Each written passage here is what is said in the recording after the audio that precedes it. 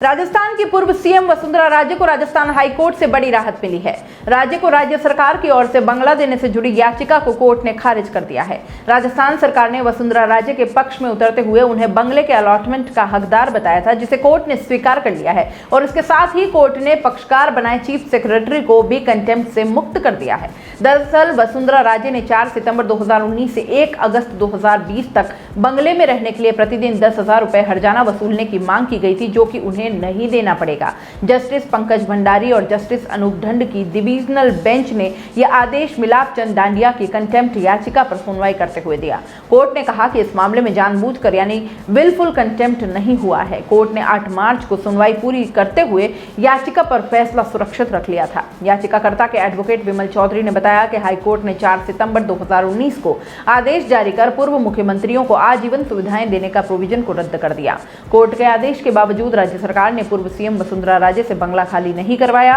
राज्य से जनवरी 2020 में केवल सुविधाएं वापस ली गई हैं। हाईकोर्ट के आदेश के खिलाफ राजस्थान सरकार ने सुप्रीम कोर्ट में स्पेशल लीव पिटीशन दायर कर दी थी और इसे सुप्रीम कोर्ट ने 6 जनवरी को खारिज कर दिया। कंटेम्प्ट पिटीशन की सुनवाई के दौरान पूर्व मुख्यमंत्री जगन्नाथ पहाड़िया ने अपनी सुविधाएं लौटाकर बंगला खाली भी कर दिया। वहीं पूर्व मुख्यमंत्री वसुंधरा राजे ने सिर्फ सुविधाएं लौटाई, लेकिन बंगले को खाली नहीं किया। एडवोकेट विमल चौधरी ने कहा कि याचिकाकर्ता मिलाप चंद भंडारी की ओर से कोर्ट को यह भी बताया गया कि राजस्थान सरकार ने 18 अगस्त 2020 को वरिष्ठ विधायकों को आवास आवंटित करने के लिए कैटेगरी तय की थी। इसके तहत पूर्व मुख्यमंत्री वसुंधरा राजे को आवास देने की बात कही जा रही है, लेकिन वसुंधरा राजे पहले से वहां रह रही है। ऐसे में कैटेगरी बाद में तय की गई है।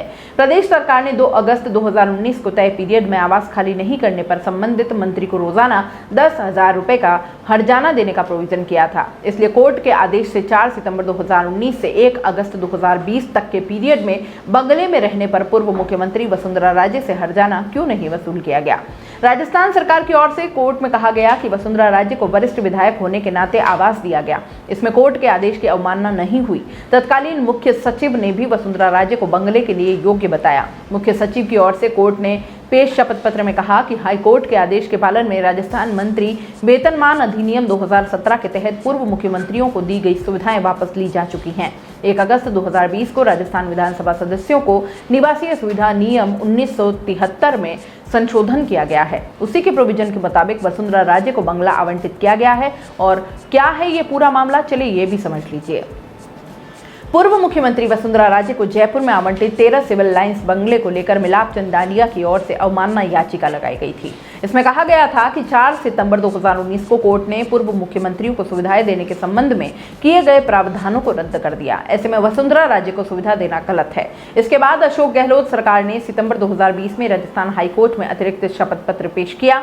गहलोत सरकार ने बंगले और अन्य सुविधाओं को लेकर हाईकोर्ट में कहा कि पूर्व मुख्यमंत्रियों को सुविधाएं देने के लिए नियमों में संशोधन किया गया है। शपथ पत्र में सरकार ने साफ किया कि वसुंधरा राजे को वरिष्ठ विधायक होने के नाते बंगला दिया गया है। तत्कालीन मुख्य सचिव राजीव स्वरूप की ओर से कोर्ट में पेश किए गए अतिरिक्त शपथ पत्र को लेकर यह आग्रह किया गया कि नए तथ्यों को हाईकोर्ट रिकॉर्ड में शामिल करें, जिससे अवमानना याचिका में कार्यवाही को खत्म किया जा सके। दोस्तों, सीबीसी न्यूज आपके सहयोग से लगातार बढ़ता जा रहा है। स्वतंत्र पत्रकारिता का सहयोग करने के लिए आपका धन्यवाद। सबसे पहले तो जिन लोगों ने हमारे चैनल को सब्सक्राइब नहीं किया है, तो पहले सब्सक्राइब करें, जिसका कोई शुल्क नहीं लगता और बड़ा आसान है। बस नीचे दिख रहे लाल सब्सक्राइब के बटन को दबाना है और पास में दिख रहे बेल आइकन को भी दबाना है, ताकि आपको अपने सीबीसी न्यूज के हर अपडेट्स मिल सके। हमारे इंस्टाग्राम पेज और फेसबुक पेज को भी लाइक करें, फॉलो करें। वहां पर भी आपको मिलती है तरह तरह के अपडेट्स। हम पूरे राजस्थान से आपके लिए लाते हैं वो खास खबरें जो आपके लिए जरूरी है, और वो भी पूरी बेबाकी के साथ। पत्रकारिता के इस मुश्किल दौर में आपकी आवाज जिम्मेदारों तक पहुंचाना ही हमारा लक्ष्य है, और ये आपके सहयोग के बिना संभव नहीं है।